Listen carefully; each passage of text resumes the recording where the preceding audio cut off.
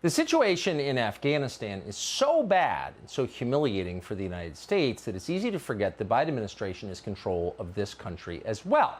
So what have they been doing to us? Well, that's been going on. We've tried to keep at least one eye open to find out. Well, it turns out the Biden administration has been completely remaking the federal judiciary, as the rest of us have been focused on Afghanistan.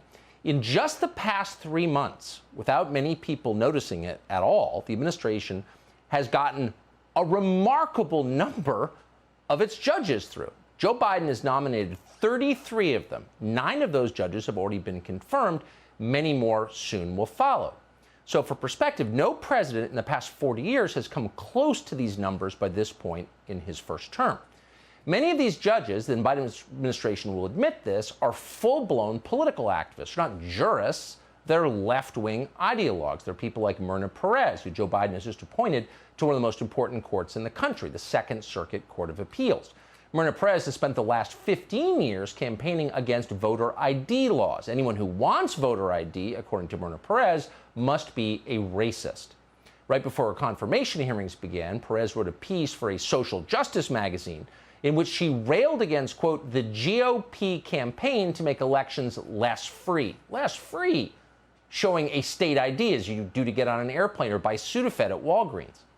So you would expect the Biden administration to flood the judiciary with lunatics like this. They want power, and partisan judges will help ensure that that power goes completely unchecked. Here's what you wouldn't expect. And that's one of the most prominent members of the so-called conservative party to spend his time helping the Biden administration do that. But that's happening. It's exactly what's happening. This summer, the Senate Judiciary Committee voted to advance Myrna Perez's confirmation. Every Republican on the panel voted no, except for one. Do you know who that was? It was Lindsey Graham of South Carolina. Now, why would Lindsey Graham support the confirmation of someone like Myrna Perez? Well, to answer that question, it helps to know that this is hardly an isolated case. We checked. Lindsey Graham is the only Republican on the Judiciary Committee who has not voted to reject a single judge the Biden administration has proposed, no matter how crazy they are. For procedural reasons, in a Senate split 50-50, Lindsey Graham's support matters very much. Senate aides tell us that because of Lindsey Graham, one man, the Biden administration is able to rush its nominees through the Senate confirmation process faster than any other president in memory. So the most radical president of our lifetimes gets the most judges confirmed thanks to Lindsey Graham.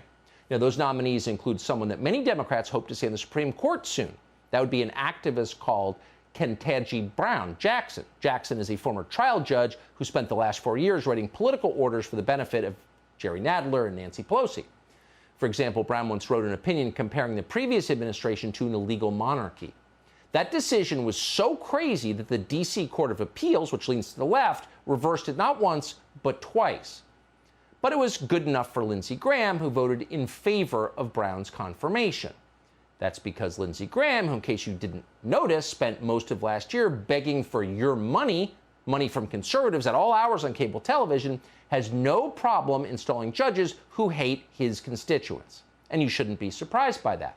A few years ago, Graham admitted in an interview with Politico that his overriding political ambition was to, quote, stay relevant, not to represent his voters or keep the left from destroying the country, but to ingratiate himself with the people in power and advance his own interests. So in that respect, Lindsey Graham has done exactly what he said he would. The question is, why are conservatives continuing to promote him and allowing him to continue to sit on the Judiciary Committee? Well, we would love to ask that question of Lindsey Graham himself. We've asked him many times to come on the show, but he refuses because he's afraid. And that's a shame. That would be a very interesting, fact-based conversation. Hey, Sean Hannity here. Hey, click here to subscribe to Fox News YouTube page and catch our hottest interviews and most compelling analysis. You will not get it anywhere else.